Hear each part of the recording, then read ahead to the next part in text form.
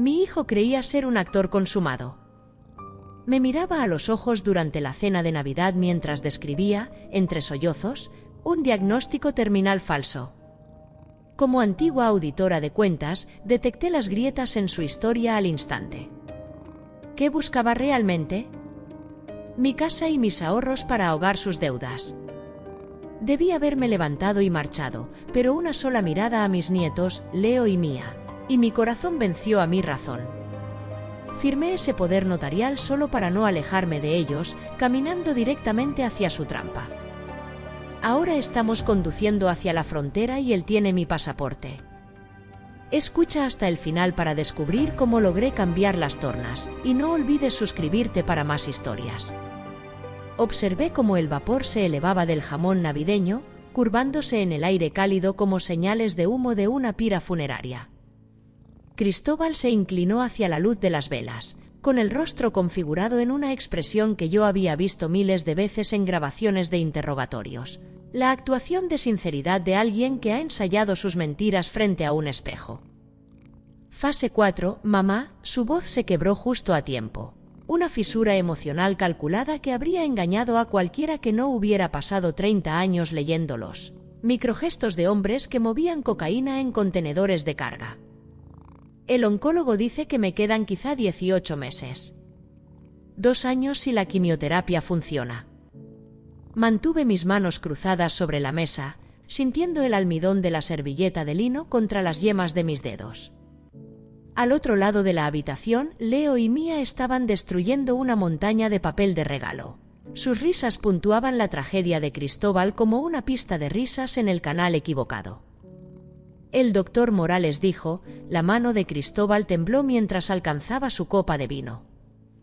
El Rolex en su muñeca captó la luz. Noté el ligero tartamudeo en el barrido del segundero. Una réplica de alta gama. Quizá 1.500 euros para parecer 15.000. Dijo que necesito poner mis asuntos en orden. El doctor Morales, repetí en voz baja, dejando que el nombre se asentara entre nosotros como una pieza de ajedrez que estaba considerando. Exacto, los ojos de Cristóbal estaban húmedos ahora. Lágrimas genuinas invocadas por cualquier truco de actor de método que se hubiera enseñado a sí mismo. Está en la clínica universitaria. En el ala de oncología. Es el mejor, mamá, pero incluso él dice, su voz se rompió de nuevo y se cubrió la cara con una mano. Dejé que el silencio se prolongara. En la cocina, la máquina de hielo soltó otra carga. Las luces del árbol de Navidad parpadeaban en su ritmo programado, 3 segundos encendidas, 1 apagado. Las había contado antes, mientras ponía la mesa. Por eso necesito pedirte algo, Cristóbal bajó la mano. Sus pupilas estaban dilatadas, pero no por el dolor. Era adrenalina. El cóctel químico de alguien a punto de ejecutar un plan. Quiero que vengas a vivir conmigo. A la Villa de la Moraleja. Yo puedo cuidarte, y tú puedes, extendió la mano sobre la mesa, cerrando sus dedos alrededor de los míos con una presión que era un poco demasiado firme. Puedes ayudarme con los niños. Mientras todavía pueda. La Villa. La Moraleja. 3 millones de euros de optimismo apalancado construidos durante el auge inmobiliario, que actualmente sangraban plusvalía en un mercado que se enfriaba. Había revisado el registro de la propiedad el mes pasado por costumbre, de la misma manera que solía revisar los manifiestos de vuelo y los registros de empresas fantasma.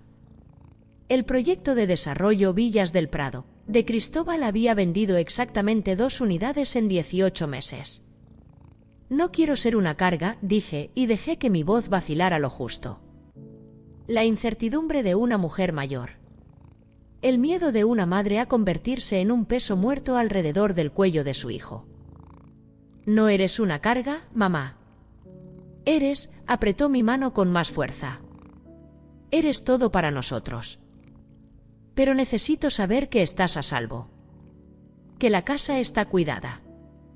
Que todo está, se interrumpió, deslizando la mirada hacia los documentos que estaban junto a la salsera. Los papeles del poder notarial permanente. Papel de alta calidad, color crema. Preparado profesionalmente. La tinta todavía olía ligeramente a tóner. El doctor Maldonado dijo. Cristóbal se interrumpió a sí mismo. Su rostro parpadeó con algo demasiado rápido para nombrarlo. El doctor Morales. Perdón. Los medicamentos me tienen un poco confundido. El doctor Morales se convirtió en el doctor Maldonado. Y luego volvió a ser Morales. No parpadeé. Solo observé el reflejo de las velas en sus ojos húmedos y deshonestos y sentí que algo dentro de mí, algo que había mantenido cuidadosamente inactivo durante casi 3 décadas, comenzaba a despertar. El calor del comedor se evaporó como agua sobre asfalto caliente. En su lugar llegó una quietud fría y depredadora, esa frecuencia particular de conciencia que no me había permitido acceder desde que entré en una casa de seguridad en Madrid con un maletín lleno de libros de contabilidad del cártel y un nuevo apellido. Mi pulso se mantuvo constante. 60 pulsaciones por minuto. Lo había comprobado esta mañana durante mi rutina de yoga, de la misma manera que lo hacía cada mañana, monitoreando mi cuerpo como si fuera una máquina que requiriera calibración. Pero mi mente cambió a un modo completamente diferente. Una auditoría clínica de la habitación que no tenía nada que ver con el jamón de Navidad o el calor familiar. Cristóbal no era mi hijo en este momento. Era un pasivo financiero en un traje de diseñador que le apretaba demasiado en la sección media, transmitiendo su estrés en el hueco entre el tercer y el cuarto botón. Su colonia, algo caro y cítrico, no podía ocultar del todo el olor de su sudor. Su línea de cabello había retrocedido otro medio centímetro desde Acción de Gracias. El peinado hacia un lado era más agresivo, rociado con suficiente laca para sobrevivir a un túnel de viento. La personalidad de madre, la mujer que horneaba galletas, usaba cardigan de lana beige y decía cosas como «Ay, Dios mío», cuando las noticias mencionaban un fraude fiscal, se retiró tras un cortafuegos de lógica forense. La contadora negra estaba de nuevo en línea. Miré el Rolex de oro en su muñeca otra vez, esta vez no como una madre preocupada, sino como una investigadora catalogando activos.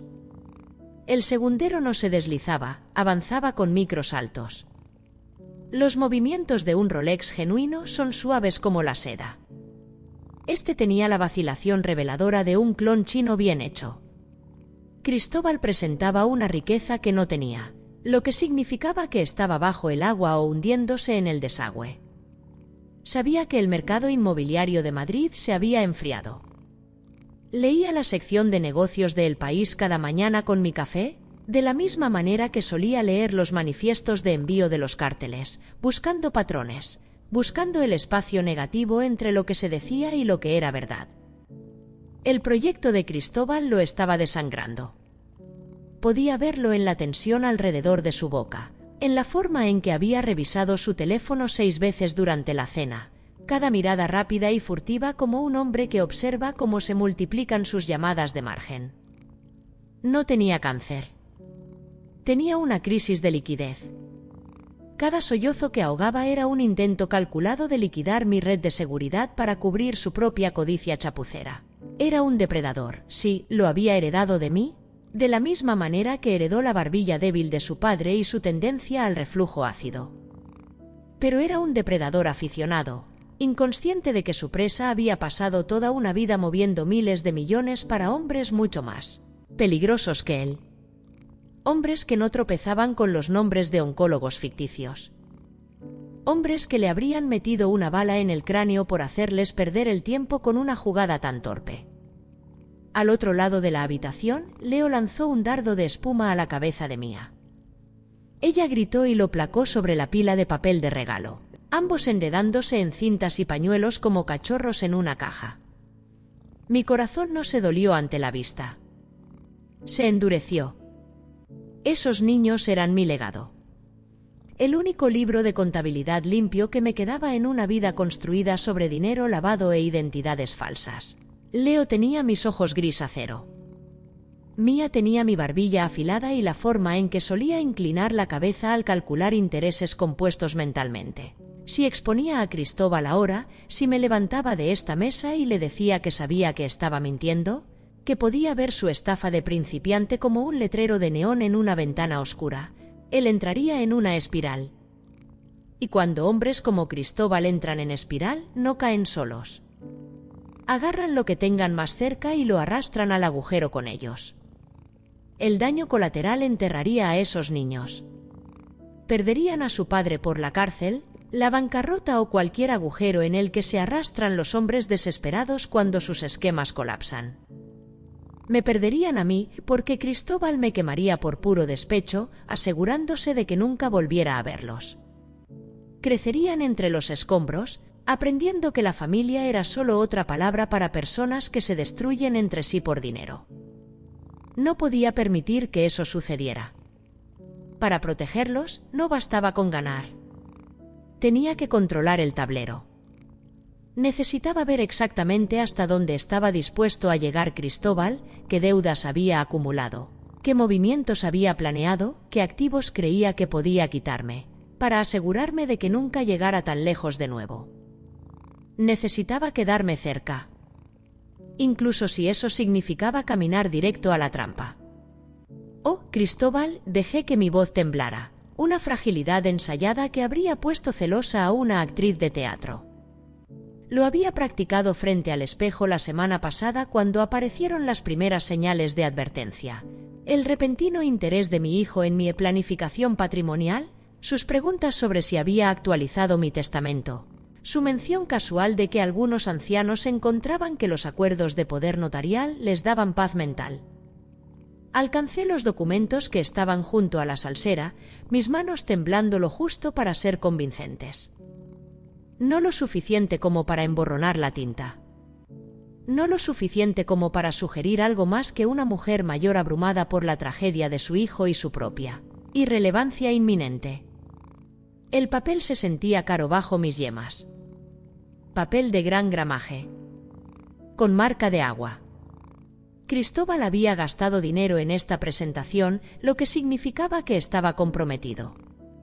Lo que significaba que ya había calculado el retorno de la inversión y decidió que yo valía el costo de una buena papelería. Tomé la pluma, una Montblanc, noté, probablemente comprada con una tarjeta de crédito que no podía permitirse pagar, y la posicioné sobre la línea de firma. ¿Te encargarás de todo?, pregunté, mirándolo con una mirada que había perfeccionado durante décadas de fingir ser inofensiva. Llorosa. Confundida. Los ojos de una mujer que había dejado de ser capaz de seguir los números, que necesitaba a alguien más joven y astuto para manejar el complicado negocio de vivir. De todo, mamá. Te lo prometo, la sonrisa de Cristóbal fue deslumbrante, todos los dientes y nada de calor. La expresión de un hombre que acaba de cerrar un trato y ya puede saborear la comisión.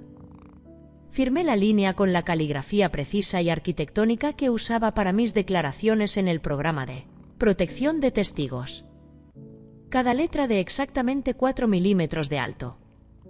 Cada trazo deliberado. La misma firma que había aparecido en acuerdos de inmunidad, declaraciones de testigos y en la escritura de esta casa que Cristóbal ahora creía controlar. Le estaba entregando las llaves de mi reino. Pero también estaba colocando un rastreador GPS en su alma. La tinta aún estaba húmeda cuando Cristóbal estiró el brazo sobre la mesa y deslizó los documentos hacia él, sus dedos moviéndose con la velocidad de alguien que había estado esperando este momento, ensayándolo, soñando con él. Pensaba que acababa de estafar a una anciana confundida. No se daba cuenta de que acababa de invitar a una auditora forense a la escena de su crimen. Me ajusté las gafas con un dedo, un gesto que había cultivado porque me hacía parecer más vieja, más frágil, el tipo de mujer que necesita ayuda para leer los menús de los restaurantes y que no podría entender instrumentos financieros complejos. Te encargarás de todo, ¿verdad?, repetí, con voz suave y débil. Los impuestos, los servicios. Ya no puedo seguir el rastro de los números. Era casi verdad. No podía seguir el rastro de los números como la gente normal, anotándolos en registros de chequeras, cuadrando estados de cuenta con una calculadora y una taza de café. Yo seguía el rastro de los números como un músico sigue una sinfonía, manteniendo composiciones enteras en mi cabeza, escuchando las armonías y disonancias sin necesidad de ver la partitura. La sonrisa de Cristóbal se amplió. No te preocupes por nada de eso. Yo me ocuparé. Tú solo concéntrate en instalarte en la villa. ¿Te vendrá bien, mamá? Un nuevo comienzo. ¿Y los niños? Miró hacia Leo y Mía, que ahora estaban construyendo una especie de fuerte con los cojines del sofá. Les encantará tenerte allí. Los documentos desaparecieron en su maletín. Cuero italiano. Otro indicador. Cristóbal vestía como un hombre que ya se había gastado el dinero que intentaba robar. Tenemos que movernos rápido, mamá. Cristóbal ya estaba de pie, su silla raspando el suelo de madera con un sonido parecido al de clavos sobre una pizarra. La clínica en el sur tiene una cama libre el lunes. El doctor Morales se interrumpió de nuevo, una microexpresión de irritación cruzó su rostro. Él lo organizó. Un tratamiento experimental. Pero tenemos que dejarte instalada primero. El sur. Almería. No la Moraleja. No la villa a pocos kilómetros de distancia donde decía que quería tenerme cerca. Almería. A cientos de kilómetros de todo lo que conocía, de los vecinos que me habían visto cuidar el jardín durante 30 años, de las señoras de la iglesia que conocían mi voz, de cualquier testigo que pudiera hacer preguntas si yo desaparecía de repente. Cristóbal se dirigió hacia el pasillo y yo lo seguí, con mi andar medido y cuidadoso, el caminar de una mujer cuyos huesos han empezado a sentir el peso de las décadas. Me observaba como un halcón mientras yo empacaba, parado en el umbral de mi dormitorio con los brazos cruzados, sus ojos siguiendo cada artículo que sacaba del armario. Alcancé mi abrigo de lana pesada, el que compré en 1997 con efectivo en una tienda de segunda mano. Mi abrigo de escape. Mis dedos rozaron el forro reforzado donde había cosido 5 billetes de 100 euros y una memoria USB de respaldo en el dobladillo, usando el tipo de costura invisible que aprendes cuando necesitas esconder cosas de hombres que abren a la gente, para encontrar activos ocultos. El peso contra mi cadera era un consuelo. Una póliza de seguro. La memoria USB no contenía nada que Cristóbal pudiera entender, solo una lista de números de cuenta y códigos de transferencia que parecían cadenas aleatorias de dígitos. Pero para alguien que supiera leerlos, eran un mapa de cada empresa fantasma y cuenta en el extranjero que había mantenido como rutas de escape durante mis años de protección. Doblé el abrigo con cuidado, colocándolo sobre mi brazo. Cristóbal no notó el cuarto de kilo extra de tela, la ligera rigidez en el dobladillo. Estaba demasiado ocupado revisando su teléfono de nuevo, su pulgar desplazándose por lo que supuse eran saldos bancarios o listados de propiedades, o cualquier libro de contabilidad digital que actualmente le mostrara números rojos. Nos dirigimos hacia el vestíbulo, mi maleta rodando detrás de mí con un sonido como un trueno distante. Las luces del árbol de Navidad continuaban su parpadeo programado. Las risas de Leo y Mía se habían desvanecido, estaban en la cocina ahora, probablemente asaltando el tarro de galletas que había llenado ayer con polvorones. Cristóbal extendió la mano cuando llegamos a la puerta, con la palma hacia arriba, expectante. «Dame tu teléfono, mamá». Lo miré, dejando que la confusión tiñera mi expresión. ¿Mi teléfono? La radiación, dijo con fluidez, como si también hubiera ensayado esta parte. Y el estrés de las llamadas. El doctor Morales, el doctor Maldonado, esta vez ni siquiera se molestó en corregirse. Dijo que necesitas una desintoxicación digital total. Sin pantallas. Sin notificaciones. Solo descanso y curación. Era una táctica clásica de aislamiento. Cortar la línea de vida. Cortar la comunicación con el mundo exterior. Hacer que el objetivo dependa de una sola fuente de información, el abusador, para que la realidad se convierta en lo que el abusador diga que es. Lo había visto usar con contadores de cárteles que se volvían demasiado curiosos sobre a dónde iba realmente el dinero. Primero les quitas los teléfonos, luego sus portátiles, luego las llaves de sus coches, luego su capacidad para verificar cualquier cosa de forma independiente. Entonces los tienes. No discutí. Busqué en mi bolso un bolso de cuero sensato que había llevado durante 15 años y saqué mi iPhone.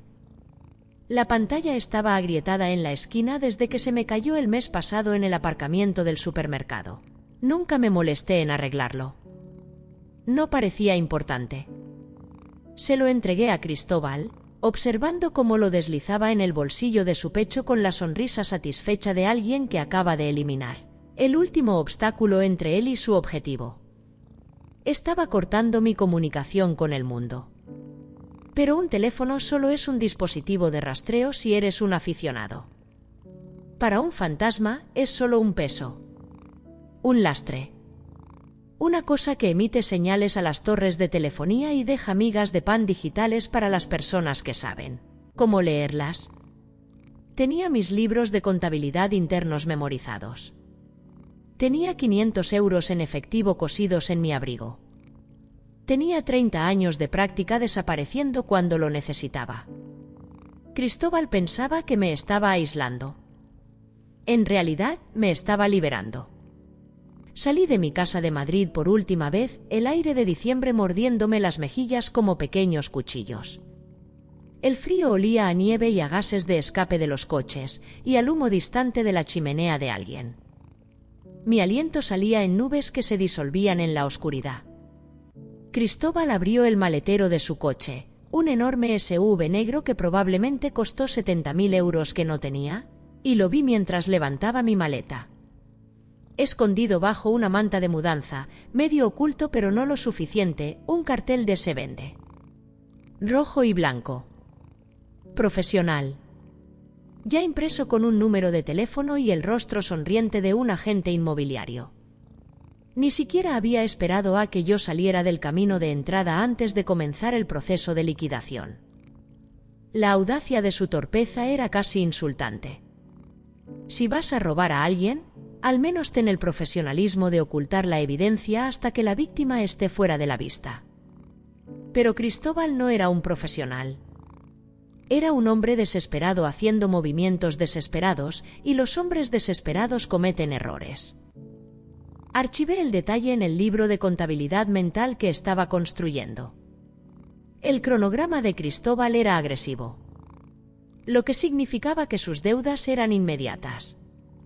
Lo que significaba que yo tenía menos tiempo del que esperaba para determinar el alcance total de su plan. Subí al asiento del pasajero. La cabina olía a la colonia de Cristóbal, cara, empalagosa, el aroma de un hombre que intenta ocultar el olor de su propio miedo. El cuero estaba frío contra mi espalda. El salpicadero brillaba con luces LED azules que me lastimaban los ojos. Cristóbal se deslizó en el asiento del conductor y encendió el motor. El SUV rugió con ese tipo de estruendo agresivo que anuncia la presencia de un hombre antes de que llegue. Salimos del camino de entrada. Las luces de Navidad de mi casa, luces que yo misma había colgado el día después de Acción de Gracias, subida a una escalera mientras la vecina me gritaba palabras de ánimo, desaparecieron tras nosotros. Conducimos a través de los suburbios, pasando por casas decoradas con coronas y muñecos de nieve inflables, dejando atrás el parque donde solía empujar a Cristóbal en los columpios cuando era pequeño, y el supermercado donde compré el jamón que acabábamos de comer. Esperé a que Cristóbal girara hacia el norte, hacia La Moraleja. Hacia la villa. Hacia la historia que me había vendido sobre vivir juntos, sobre cuidarme, sobre estar cerca de mis nietos. En lugar de eso, tomó con fuerza la salida hacia la A4, en dirección sur. Un pequeño desvío, mamá, su voz era ligera, casual, el tono de alguien que menciona que necesita parar a por gasolina. Vamos a quedarnos en un lugar agradable cerca del aeropuerto esta noche para no perder el vuelo mañana. Mentía. La A4 no iba hacia Barajas. La autovía del sur era la vena que conducía a las periferias rurales, a los lugares donde el control de la ciudad se aflojaba y el paisaje se abría en tierras de cultivo y pueblos olvidados. Lugares donde una persona podía desaparecer en la maquinaria de los cuidados financiados por el Estado sin que nadie hiciera preguntas. Apoyé la cabeza contra el cristal frío y observé cómo las luces de Madrid se desdibujaban al pasar. La vibración de la carretera zumbaba a través de mi cráneo. Comencé a contar los ritmos contra mi muslo, un hábito de mis días en el programa de protección, una forma de mantener la calma y la concentración cuando todo se desmorona. 1, 2, 3, 4. Cristóbal metió la mano en el bolsillo de su pecho, ostensiblemente para ajustar algo, comprobando su reflejo en el espejo retrovisor con la vanidad de un hombre que todavía creía que su apariencia importaba. Fue entonces cuando lo vi. La esquina de mi pasaporte azul, asomando detrás de su billetera. Mi pasaporte. El que guardaba en mi caja de seguridad en el banco, bajo 2 llaves y una tarjeta de firma que requería un notario para acceder. Cristóbal había saqueado mi caja de seguridad. Probablemente el domingo pasado, mientras yo estaba en la iglesia cantando himnos y fingiendo que me importaba el sermón del pastor sobre el perdón. Debe haber falsificado mi firma, o sobornado a alguien, o simplemente usado los documentos del poder notarial que había preparado de antemano, los que yo aún no había firmado pero que él probablemente fechó con retroactividad una vez que obtuvo mi firma real. No solo me estaba trasladando. Estaba borrando mi identidad. Al poseer mis documentos de viaje, controlaba mi capacidad para cruzar fronteras o verificar mi estatus legal. Sin ese pasaporte, yo no podía demostrar quién era ante nadie que importara, ni ante la policía, ni ante el fisco, ni ante los banqueros que custodiaban mis cuentas en el extranjero. Estaba construyendo una jaula de burocracia, usando el mismo sistema que yo ayudé a diseñar una vez para atrapar a personas que sabían demasiado, sin saber que yo era quien había diseñado las cerraduras. El horizonte de la ciudad se convirtió en un cúmulo de luces distantes y parpadeantes en el retrovisor, encogiéndose con cada kilómetro que recorríamos. Los edificios donde trabajé a mis 20 años, antes de los cárteles, antes de la protección, antes de convertirme en otra persona. La ciudad donde crié a Cristóbal, donde intenté ser normal, donde horneé galletas y asistí a reuniones de padres y fingí que no sabía cómo hacer desaparecer a un hombre sin dejar rastro. Me sumergí en esa quietud depredadora, sintiendo cómo se asentaba en mis huesos como un viejo amigo al que había intentado olvidar. Comencé a calcular. La distancia hasta Almería, unos 500 kilómetros. Tiempo de conducción, unas 5 horas, dependiendo de las paradas. Cristóbal necesitaría dormir. Necesitaría comer. Esas serían mis oportunidades, pequeñas ventanas donde su atención flaquearía, donde yo podría reunir más información, donde podría empezar a entender la arquitectura completa de su plan. Pensé en sus cuentas del Banco Santander. Había visto los estados de cuenta el pasado noviembre, cuando dejó su maletín abierto en mi sala de estar, y fotografié los papeles con mi teléfono mientras él estaba afuera fumando. Las cuentas estaban apalancadas hasta el punto de ruptura. Había tomado adelantos de efectivo contra los proyectos inmobiliarios, probablemente diciéndose a sí mismo que era temporal, que el mercado se recuperaría, que vendería las propiedades y lo devolvería todo antes de que alguien se diera cuenta. Pero el mercado no se había recuperado. Y ahora estaba liquidando el único activo al que podía acceder, a mí. Cristóbal pensaba que era el arquitecto de mi desaparición, llevándome hacia algún centro donde sería declarada incompetente y olvidada, donde mis activos serían transferidos a su nombre y usados para tapar los agujeros de su barco que se hundía. Pero se equivocaba. Él no era el arquitecto. Era solo un mensajero, entregándome exactamente donde yo necesitaba estar para desmantelar su vida. Apoyé la cabeza contra el cristal frío y cerré los ojos, escuchando el ritmo de la carretera, sintiendo como cada bache y grieta en el asfalto se traducía en un latido constante contra mi muslo. 1, 2, 3, 4. Contando. Calculando. Planificando. La contadora negra estaba de vuelta, y era muy, muy paciente. La clínica resultó ser una mentira de neón parpadeante.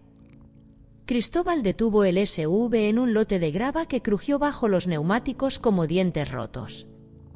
A través del parabrisas vi el cartel «Hostal El Descanso, zumbar y chisporrotear», con la letra R muriendo en espasmos eléctricos. El hostal se extendía ante nosotros en una línea larga y baja de estuco desconchado del color de un hueso viejo. El interior profundo del sur. El aire aquí sabía diferente incluso a través de la cabina sellada, espeso, con olor a pesticidas y residuos agrícolas, el tipo de calor que no refresca ni siquiera después de que el sol se pone. Esto no era un centro de lujo. Ni siquiera era una residencia decente. Esta era la periferia olvidada donde la gente venía a desaparecer. Cristóbal apagó el motor. En el silencio repentino, escuché el zumbido industrial de una unidad de aire acondicionado luchando contra el bochorno, y el ladrido lejano de un perro encadenado en alguna parte de la oscuridad. «Solo es una parada temporal, mamá». La voz de Cristóbal había cambiado a ese encanto grasiento de vendedor que usaba cuando cerraba un trato que sabía podrido. «Descansaremos aquí esta noche, para que estés instalada antes del vuelo de la mañana». No había ningún vuelo. Lo supe en el momento en que tomamos la autovía hacia el sur, pero ahora la confirmación se solidificaba en mi pecho como hielo formándose en un lago. Observé a una mosca morir contra el parabrisas, su cuerpo haciendo una pequeña percusión contra el vidrio. Un momento luchando, al siguiente inmóvil. Eso era este lugar, un punto de tránsito para los que pronto serían olvidados, una celda de detención disfrazada de alojamiento temporal. La única presencia médica era una furgoneta oxidada en la esquina del lote, su pintura blanca oxidada al color de la tiza sucia. Sin cruz roja. Sin logotipo de empresa. Solo una furgoneta de carga con las ventanas oscurecidas y un parachoques trasero sujeto con cuerdas elásticas. Cristóbal no solo me estaba escondiendo. Me estaba enterrando en los márgenes del mapa, en un lugar donde nadie pensaría en buscar, donde los vecinos no sabían los nombres de los demás y el recepcionista no recordaría mi cara aunque le enseñaras una fotografía. Vamos, Cristóbal ya estaba fuera del SUV, rodeándolo hasta mi puerta con una velocidad que traicionaba su impaciencia. Entremos. Debes estar agotada. No estaba agotada. Mi cuerpo se sentía tenso y alerta, cada terminación nerviosa catalogando información. El olor del asfalto caliente y la agricultura agonizante, el sonido de una radio en español filtrándose desde una habitación 2 puertas más allá, la textura del aire mismo, espesa y almibarada por la humedad. Pero representé mi papel. Me moví lentamente, permitiendo que Cristóbal me tomara del codo mientras bajaba del coche. Mis rodillas crujieron audiblemente, un regalo de la edad que no tuve que fingir. La habitación era la número 7. Cristóbal ya se había registrado, ya tenía la tarjeta. La puerta se abrió con un clic magnético que sonó demasiado fuerte en el aire denso de la noche. El olor me golpeó primero. Limpiador industrial, del tipo que no limpia realmente, solo enmascara el aroma de todo lo que hay debajo. Humedad. Humo viejo. El fantasma de 1000 residentes temporales que habían dormido en esas sábanas y seguido su camino. Evalué el perímetro de inmediato. Es un instinto que no se pierde, incluso después de 30 años de fingir ser otra persona. Entras en un espacio y catalogas inmediatamente las salidas, las líneas de visión, las vulnerabilidades. La habitación era pequeña, una cama de matrimonio con un edredón de poliéster color óxido, una mesita de noche atornillada al suelo y un baño visible a través de una puerta entreabierta donde una luz fluorescente parpadeaba como un corazón moribundo. Una ventana sellada con pintura, noté, viendo las capas de esmalte beige bloqueando el marco. Una puerta actualmente abierta, con Cristóbal bloqueando el umbral con su cuerpo. Necesito un poco de aire fresco, dije, alcanzando mi bolso donde lo había dejado sobre la cama.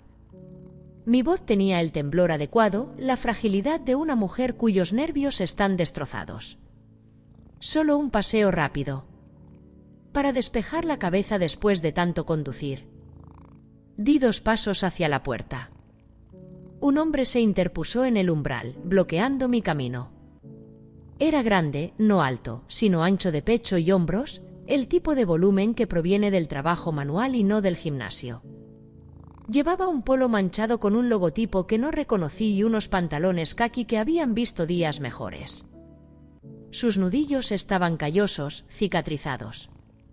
Las manos de alguien que había trabajado en la construcción o en el campo, alguien que sabía cómo usar la fuerza física cuando las palabras no bastaban. No habló. Solo se cernía sobre mí un muro de músculo barato e indiferencia profesional. Órdenes del doctor, señora Leonor, la voz de Cristóbal vino desde detrás de mí, y noté el cambio de nombre de inmediato. Ya no era mamá. Era la señora Leonor. Una mujer ficticia con un diagnóstico ficticio y una necesidad ficticia de supervisión. Tiene riesgo de caídas.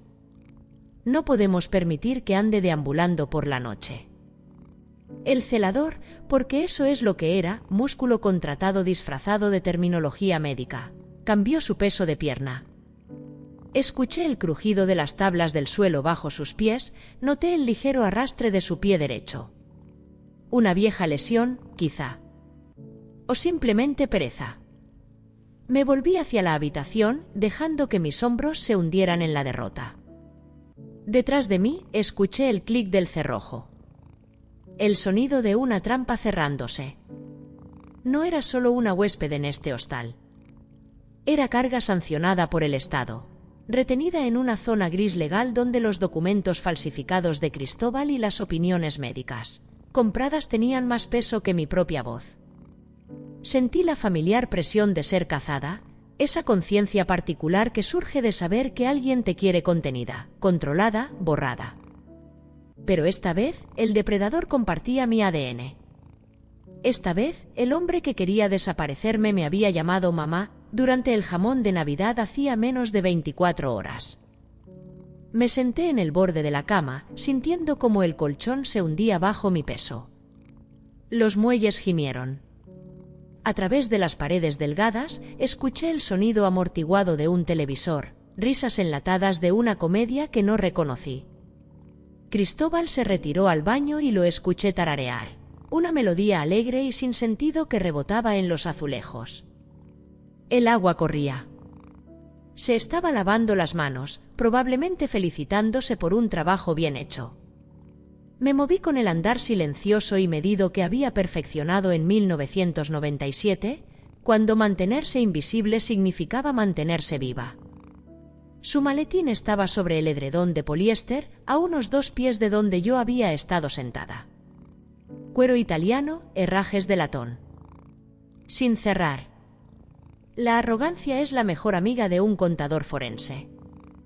Lo abrí con un dedo. El cierre se liberó con un suave chasquido que fue cubierto por el sonido del agua corriendo y el tarareo desafinado de Cristóbal. Dentro, carpetas, papeles. El caos organizado de un hombre que intenta gestionar múltiples fraudes simultáneamente. Lo encontré en la segunda carpeta. Una confirmación de transferencia electrónica del Banco Santander. El encabezado tenía fecha de hace 2 días. 23 de diciembre, 11:47 de la mañana. Mientras yo estaba en el supermercado comprando ingredientes para la cena de Navidad, Cristóbal había estado en una terminal bancaria ejecutando un atraco digital. Cuenta de origen, Leonor, eliminado, fondo de pensiones / jubilación. Cuenta de destino, KM Holdings LLC. Cantidad, 840.000 euros. Estado, completado. Mi jubilación. El dinero que había acumulado durante 30 años de trabajo cuidadoso y legal después de dejar atrás a los cárteles.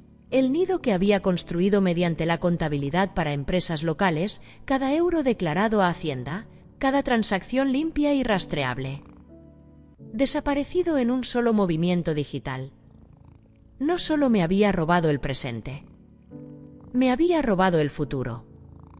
Y la empresa fantasma, KM Holdings LLC, Cristóbal Mendoza Holdings, porque ni siquiera se molestó en crear una entidad verdaderamente anónima. Probablemente estaba configurada para canalizar el dinero directamente a sus proyectos inmobiliarios fallidos. Mi jubilación no fue robada por su propio bien. Estaba siendo usada como pago inicial para su supervivencia, un parche temporal en un casco que estaba haciendo agua más rápido de lo que él podía achicar. Fotografié la página con mis ojos, grabando cada detalle en mi memoria. Números de cuenta. Códigos de ruta. El nombre del oficial bancario que procesó la transacción. Todo ello archivado en el archivo mental que había mantenido desde que mi agente federal me enseñó a memorizar. Pruebas sin dejar copias físicas. Detrás de mí, el agua se cerró. El tarareo de Cristóbal se hizo más fuerte. Cerré el maletín con el mismo silencio cuidadoso que usé para abrirlo, asegurándome de que mis dedos nunca dejaran huellas en el latón. Para cuando Cristóbal salió del baño, secándose las manos con una toalla blanca y fina, yo estaba sentada exactamente donde había estado antes, mirando a la pared con la expresión vacía de una mujer que se ha rendido. Un golpe en la puerta hizo que el celador cambiara su peso de posición. 3 golpes secos, profesionales e impacientes. Cristóbal pasó a mi lado para abrir y volví a oler su colonia, ese cítrico caro intentando cubrir el aroma de su sudor nervioso. El doctor Adrián Toro entró en la habitación llevando un maletín de cuero que probablemente había costado más que el salario mensual del celador. Estaba en sus 50, calculé, con el cabello plateado peinado de una manera destinada a inspirar confianza. Traje caro. Pasador de corbata. El tipo de presentación que decía confía en mí, soy un profesional, mientras sus ojos decían algo completamente distinto. Llevaba una sonrisa tan artificial como una orquídea de plástico. No me miró, no al principio. Miró la carpeta que Cristóbal le entregó, escaneando cualquier ficción que mi hijo hubiera preparado. Historial de la paciente. Síntomas. La narrativa de mi supuesto declive hacia la incompetencia. Reconocí el tipo de inmediato. Los había visto en tribunales federales, testificando para el bando que pagara sus honorarios. Testigos expertos cuya experiencia era flexible, cuyas opiniones podían comprarse como cualquier otra mercancía. Un limpiador para los corruptos. Un hombre que vendía firmas al mejor postor. Señora Leonor, el doctor Toro finalmente dirigió su atención hacia mí. Su sonrisa se amplió para mostrar unos dientes demasiado blancos, demasiado perfectos. Carillas. Soy el doctor Toro. Su hijo me pidió que realizara un chequeo de bienestar. Solo rutina. Nada de qué preocuparse. Su chequeo de bienestar era teatro legal, una actuación diseñada para despojarme de mi autonomía y transformarme de una persona en un problema que requería gestión institucional. A los ojos de la ley, Toro estaba a punto de convertirse en el arquitecto de mi incompetencia. Su firma en los formularios adecuados le daría a Cristóbal la autoridad legal para tomar todas las decisiones médicas en mi nombre, para recluirme en cualquier centro que eligiera, para asegurar que nunca volviera a ver a mis nietos ni mis cuentas bancarias. Me senté en el borde de la cama, alisando mis pantalones con precisión deliberada. La tela era suave bajo mis palmas. Lana auténtica, no poliéster. Un pequeño detalle, pero los detalles importan cuando estás construyendo una actuación. Me preparé para mi papel. El doctor Toro acercó una silla de la esquina, plástico barato, del tipo que pertenece a un centro comunitario, no a una evaluación médica, y se posicionó frente a mí. Lo suficientemente cerca como para ser autoritario, lo suficientemente lejos como para mantener la distancia profesional. Hizo clic con su bolígrafo. El sonido fue agudo en el aire húmedo. Voy a hacerle algunas preguntas, señora Leonor. Simplemente responda lo mejor que pueda. Aquí no hay respuestas correctas o incorrectas. La mentira fue fluida, practicada. Por supuesto que había respuestas correctas. Las respuestas correctas harían que me declararan competente. Las incorrectas harían que me internaran. Empecemos por lo sencillo. ¿Puede decirme qué día es hoy? Martes, dije. En realidad era miércoles, pero lo suficientemente cerca como para sugerir confusión sin parecer totalmente desconectada de la realidad. Toro tomó una nota. Su pluma rascó el papel con un sonido parecido al de los insectos. ¿Y en qué mes estamos? Diciembre. Dejé que mi mirada vagara hacia la ventana, donde el letrero de neón proyectaba sombras rosas y azules sobre el estacionamiento. ¿La Navidad fue ayer? Oh, me interrumpí, frunciendo el ceño como si intentara atrapar algo que estaba justo fuera de mi alcance. Otra nota. Muy bien. Ahora voy a decirle 3 palabras y me gustaría que las recordara. En unos minutos le pediré que me las repita. Las palabras son manzana, mesa, peseta. Asentí, dejando que mis ojos se desenfocaran ligeramente. Toro continuó con más preguntas. ¿Quién era el presidente? ¿Cómo contar hacia atrás desde 100 de 7 en 7? Tareas simples diseñadas para medir la función cognitiva, para separar a los agudos de los que están en declive. Tuve un bajo rendimiento con precisión quirúrgica. Cuando me pidió que repitiera las 3 palabras, dejé que un silencio largo y hueco colgara en el aire húmedo. Parpadeé hacia él, con mi expresión atrapada entre la angustia y el vacío. Comencé, luego me detuve. Miré al techo. ¿Manzana? ¿Una de ellas era manzana? Le di exactamente lo que quería. Una anciana confundida que no podía retener 3 sustantivos en su cabeza durante 5 minutos. Una mujer cuya memoria fallaba, cuyo control sobre la realidad se estaba escapando, que claramente necesitaba intervención profesional. Pero fui cuidadosa. Fallé las preguntas suficientes para asegurar que firmara los papeles de internamiento, pero no tantas como para parecer catatónica o no verbal. Si estaba demasiado ida, me enviarían a un hospital psiquiátrico. Si era demasiado competente, el plan de Cristóbal colapsaría. Era caminar por la cuerda floja, y yo llevaba 30 años caminando por cuerdas flojas. Para vencer a un hombre como Toro, primero debes alimentar su ego. Tienes que dejar que crea que está viendo a través de ti, que su juicio profesional ha identificado correctamente una mente deteriorada. Debes darle la conclusión que vino a buscar, para que pueda irse sintiendo que ha cumplido con su deber en lugar de cuestionarse si está participando en un crimen. El doctor Toro hizo clic con su bolígrafo una vez más, esta vez con aire de finalidad. Gracias, señora Leonor. Ha sido de gran ayuda. Se puso de pie, alisando su costoso traje, y se volvió hacia Cristóbal.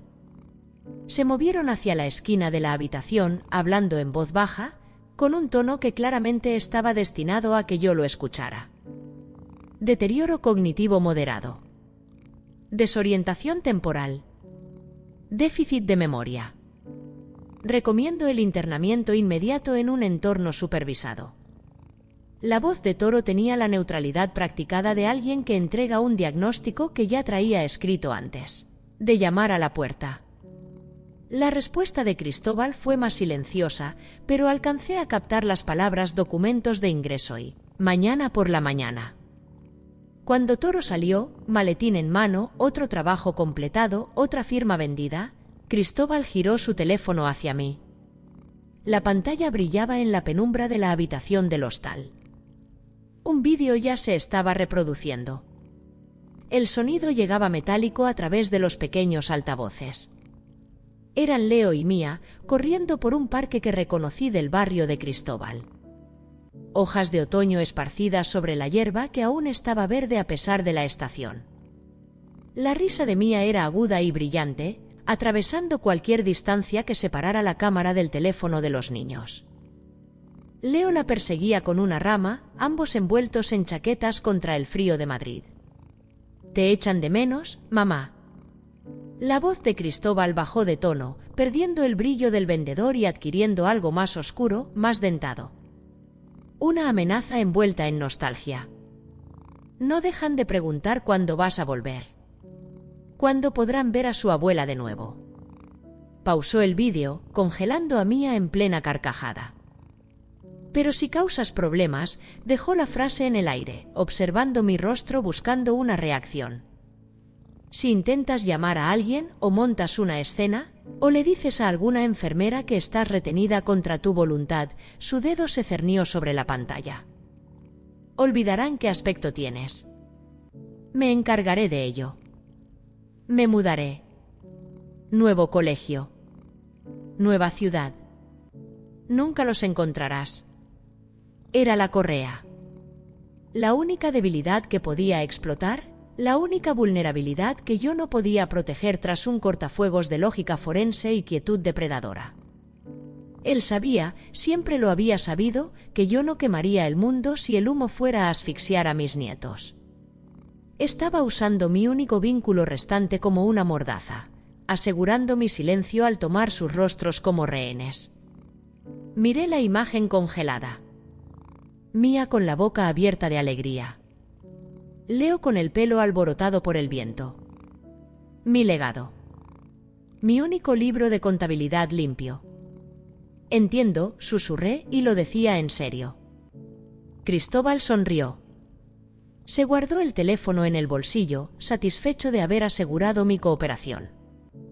No se daba cuenta de que, al mostrarme el arma, también me había mostrado exactamente qué era lo que yo necesitaba proteger. Que al hacer la amenaza explícita, me había dado un objetivo al que apuntar una vez que lograra liberarme. Noté la luz azul primero, un pequeño brillo LED que venía de detrás de la mesita de noche, parcialmente oculto por la base de la lámpara. Un inhibidor de señal. Enchufado directamente a la toma de corriente, emitiendo su campo de interferencia en un radio que calculé de unos 10 metros. Cada señal de Wi-Fi, cada conexión de datos, cada línea de vida digital convertida en un ruido inútil. Cristóbal era minucioso en su pánico. Mi reloj Cartier tic-taqueaba en mi muñeca. Su movimiento mecánico era inmune a las interferencias electrónicas. Me marcaba la hora, las 8:47 de la tarde, pero no podía pedir ayuda. No podía enviar un correo electrónico. No podía conectarse a una torre de telefonía ni acceder a la nube. La habitación era ahora una jaula de Faraday para mi alma. Cada canal estándar de escape había sido neutralizado. Teléfono confiscado. Internet bloqueado. Puerta cerrada y custodiada. Ventana sellada con pintura. Incluso si gritaba, el celador simplemente diría que estaba teniendo un episodio, que el doctor Toro ya había documentado mi deterioro mental. Observé la silueta del celador a través de la fina cortina, una mancha oscura contra el resplandor ámbar de las luces del estacionamiento. Estaba apoyado en la barandilla, con los brazos cruzados. Esperando. Paciente, como suelen ser los hombres que cobran por horas. Me habían despojado de mi teléfono, de mi dinero, excepto por los 500 euros cosidos en mi abrigo, y de mi voz. Me habían dejado sin nada más que el contenido de mi abrigo de escape y mi mente. Pero mi mente había movido miles de millones. Mi mente había construido redes financieras imposibles de rastrear que habían sobrevivido a auditorías fiscales e investigaciones criminales. Mi mente había memorizado códigos de transferencia y registros de sociedades pantalla que no existían en ningún servidor al que Cristóbal pudiera acceder. Me senté en la cama, sintiendo el hundimiento del colchón, y comencé a calcular. Por un latido, quizá dos, consideré los protocolos de emergencia. Código negro. 2 palabras que activarían todo el peso del sistema de protección. Podía gritárselas a cualquier agente de la ley, a cualquier funcionario estatal, y la maquinaria se pondría en marcha. En cuestión de horas, sería extraída, reubicada y se me daría una nueva identidad en una nueva ciudad con nuevos custodios. Pero el libro de contabilidad de mi vida todavía estaba manchado. El cártel al que traicioné en los años 90, la corporación, se hacían llamar, una red que movía cocaína por toneladas y eliminaba testigos con eficiencia industrial, tenía buena memoria. Si activaba una alarma de protección de testigos, si mi nombre aparecía de nuevo en las bases de datos federales, sus equipos de búsqueda verían la señal.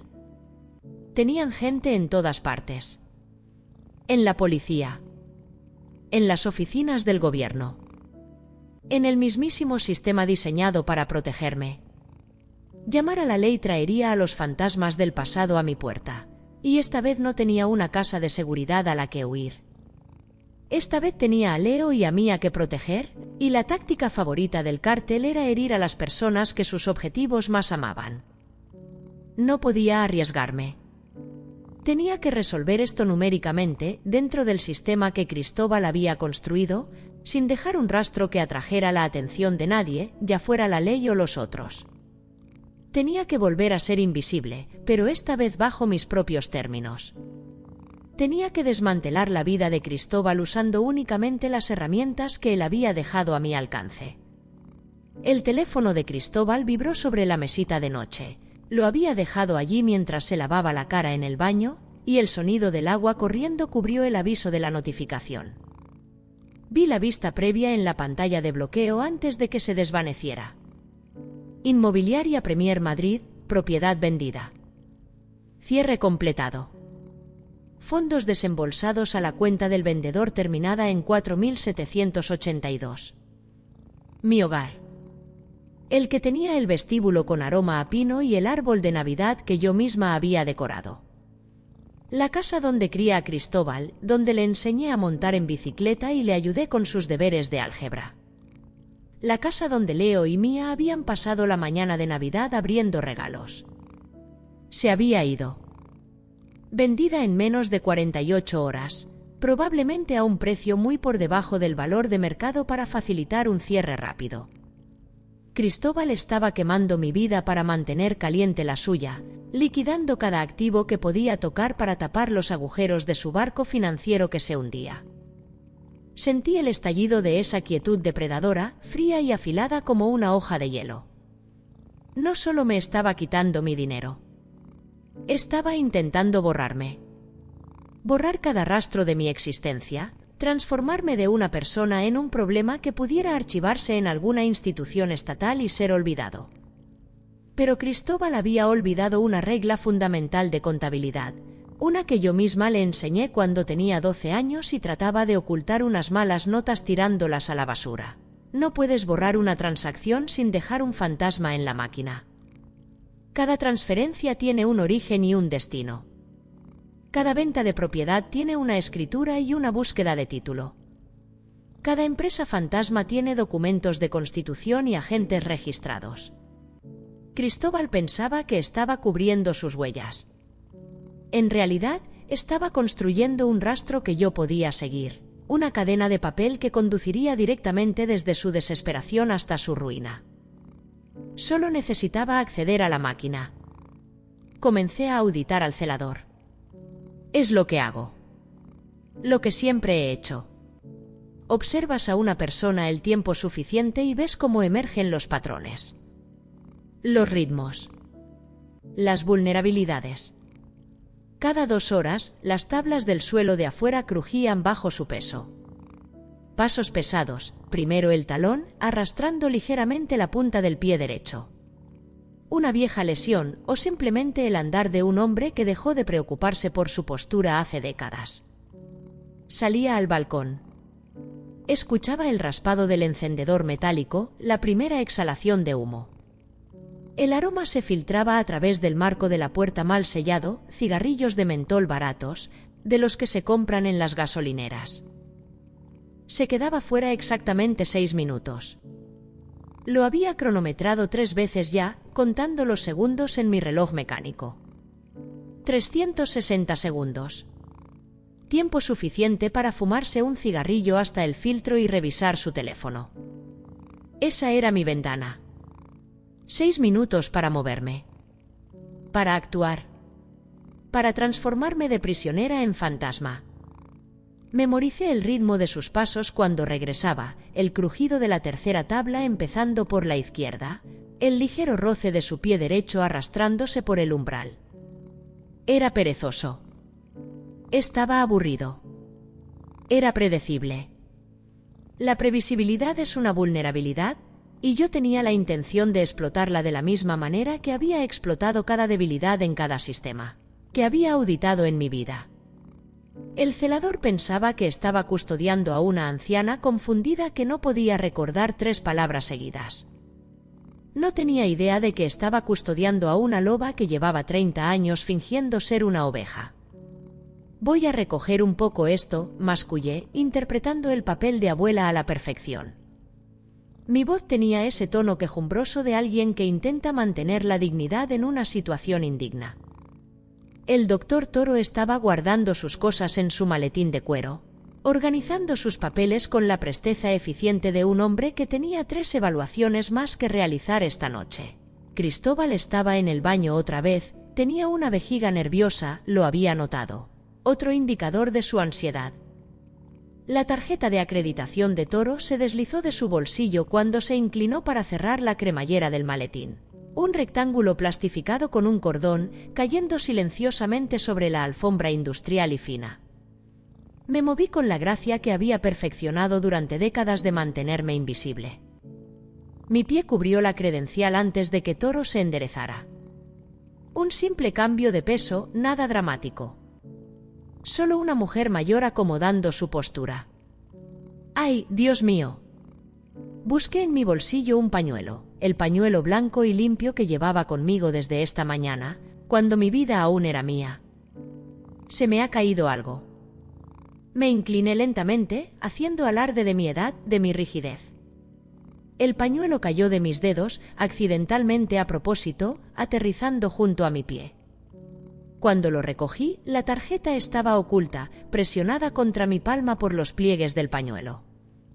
Para cuando me enderecé, la credencial se deslizaba hacia el forro reforzado de mi abrigo, encontrando un hogar junto a los 500 euros y la memoria USB. Un pequeño añadido a mi arsenal, pero en el contexto adecuado, una tarjeta de seguridad era una llave maestra para las puertas institucionales. Toro nunca se dio cuenta. Ya se dirigía hacia la salida, pensando en su próxima cita, en su próxima firma, en su próximo cheque. «Cuídese, señora Leonor», dijo sin mirar atrás. Una herramienta pequeña, sí.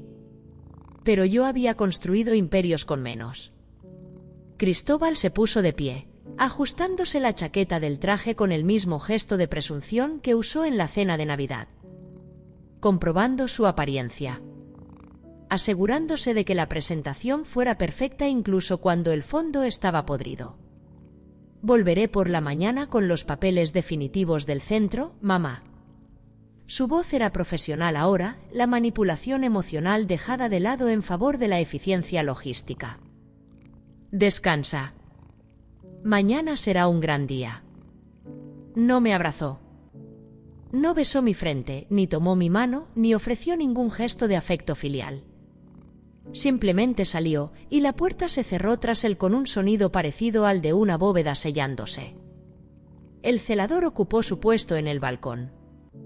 Escuché el raspado de su encendedor y olí el primer brote de humo mentolado.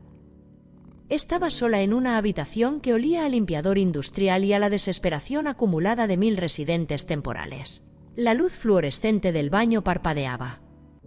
La unidad de aire acondicionado zumbaba y traqueteaba. En alguna parte de la hilera de habitaciones, un bebé lloraba. Leonor, la madre, se había ido. Ahora solo quedaba la contadora, sentada en la oscuridad con la credencial robada del doctor Toro en su abrigo y 840.000 euros de rabia cristalizando en una estrategia. Miré mi reloj. Las 9:34 de la noche. El celador fumaría durante 6 minutos y luego regresaría a su puesto. A las 11:34 fumaría de nuevo. Y otra vez a la 1:34 de la madrugada. Me senté en el borde de la cama, con las manos cruzadas en el regazo, y comencé a calcular el momento exacto en que el celador encendería su próximo cigarrillo. El juego había cambiado. Cristóbal pensaba que me había atrapado. En realidad, acababa de darme un laboratorio para estudiar sus vulnerabilidades, una incubadora de 3x3 metros donde yo podía planear su destrucción sin interrupciones. Me apoyé en el cabecero, sintiendo el poliéster barato del edredón contra mis hombros, y cerré los ojos. No para dormir, sino para contar. Si llegaste hasta aquí, gracias por escuchar hasta el final. La mayoría de la gente se retira antes de que llegue la cuenta. Pero aquí, la cuenta siempre llega. Lo que comenzó como humillación y falta de respeto terminó con recibos, verdades y una recompensa que nunca vieron venir. Si quieres más historias donde el karma aparece sin piedad, suscríbete y vuelve para la próxima. Ahora cuéntame en los comentarios qué fue lo más asqueroso que hicieron, qué fue lo que cruzó la línea para ti.